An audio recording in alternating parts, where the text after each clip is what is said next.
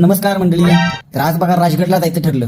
आता गडावर जायचं म्हटलं की सगळी तयारीच असते. मग काय गाडीला किक मारली आणि वळवली गाडी राजगडाच्या दिशेने. जाता जाता किती भारी वातावरण होतं बघा राव. आता जाता जाता विषय असा झाला, सरकार अंकुर आणि मी आणि करण, आता आमची झाली चुकाचूक. ती पोचली गडाच्या त्या बाजूला आणि आम्ही पोचलो ह्या गडाच्या बाजूला. सॉरी आम्ही गडाच्या ह्या बाजूला. मग त्यांना केला कॉल, बोललो तिकडून तुम्ही चालायला चालू करा आणि आम्ही इकडून चालू करतो चालायला.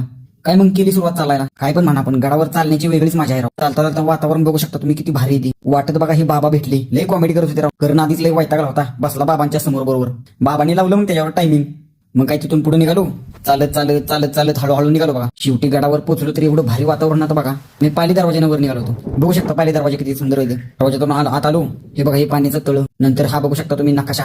नंतर महादेवांच्या मंदिराकडे गेलो बघा. हे बघा हे महादेवांचं मंदिर किती छान आहे बघा बरं. ही महादेवांची पिंड किती सुंदर आहे बघा. नंतर देवीच्या मंदिराकडे निघालो. हे बघा पद्मावती देवीचं मंदिर आहे गडावरती. हे मंदिरामध्ये गेलो, दर्शन घेतलं आणि मग निघालो तिथून. मस्तपैकी चहा वगैरे पिला. एवढ्यात सरकारने अंकुर भेटले बघा मला. ते चोर दरवाजाने वरती आले. मग सगळे मिळून गड फिरायला लागलो. भरपूर फिरलो वगैरे. फिरता 6:30 वाजले आम्हाला. तिथं वरती गेलो.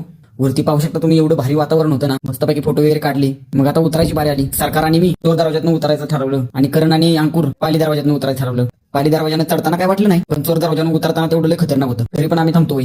निसर्गाचा आनंद घेत हळू उतरलो. तर आजचा ब्लॉग कसा वाटला नक्की कमेंट करून सांगा आम्हाला. भेटू पुढच्या ब्लॉग मध्ये. जय शिवराय, जय शंभूराजे.